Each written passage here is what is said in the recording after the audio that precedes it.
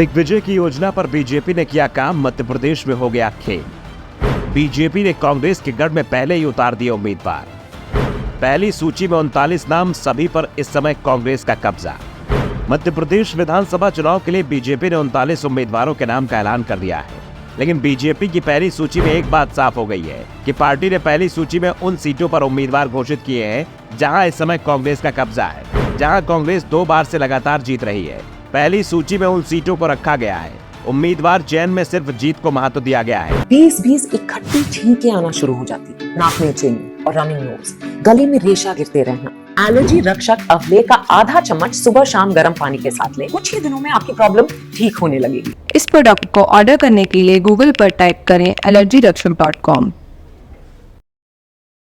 या कॉल करें 8400500589 पर। 2018 में हारा उम्मीदवार अगर मजबूत दिखाई दिया तो उस पर दांव लगा गया है। बीजेपी की पहली सूची में 2018 के चुनाव में हारे 14 चेहरों को फिर से मौका दिया गया है। इनमें 4 पूर्व मंत्री ललिता यादव, लाल सिंह आर्य, ओम प्रकाश धुर्वे और नाना भाऊ मोहोड़ को शामिल किया गया है। वहीं 12 नए चेहरों को मैदान में उतारा गया है। 6 कैंडिडेट ऐसे हैं जिन्होंने 2013 का चुनाव लड़ा था, लेकिन 2018 में उन्हें टिकट नहीं दिया गया था। भोपाल मध्य में ध्रुव नारायण सिंह और भोपाल उत्तर से पूर्व महापौर आलोक शर्मा को टिकट दिया गया है। इंदौर के राऊ से मधु वर्मा को फिर से मैदान में उतारा गया है। जबलपुर पूर्व से अंचल सोलकर पर पार्टी ने भरोसा जताया है। भिंड के गोआद से पार्टी के अनुसूचित जाति मोर्चा के राष्ट्रीय अध्यक्ष और पूर्व मंत्री लाल सिंह आर्य को टिकट दिया गया है।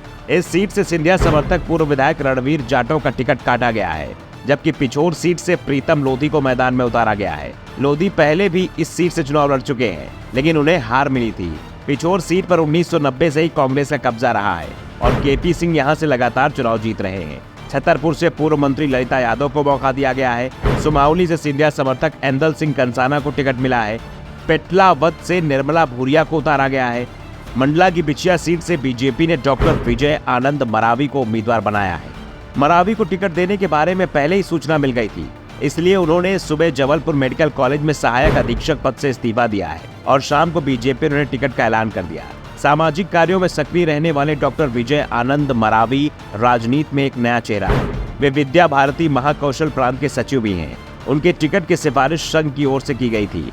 बीजेपी से टिकट मिलने के बाद डॉक्टर विजय आनंद मरावी अपने समर्थकों के साथ जिला भाजपा कार्यालय पहुंचे। यहां उन्होंने भाजपा जिला अध्यक्ष से मुलाकात की और 50 से अधिक समर्थकों सहित भाजपा की सदस्यता ग्रहण की।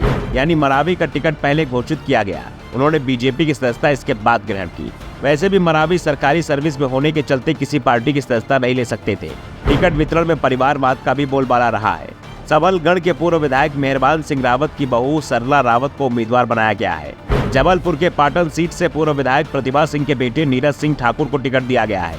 छतरपुर जिले के महाराजपुर से पूर्व विधायक मानवेंद्र सिंह भंवर राजा के बेटे कामाख्या प्रताप सिंह को मैदान में उतारा गया है।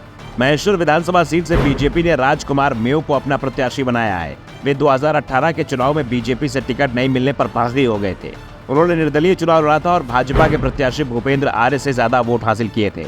हालांकि वो कांग्रेस की विजय लक्ष्मी साधो से चुनाव हार गए थे, लेकिन उन्होंने पार्टी में अपनी अहमियत साबित कर दी थी।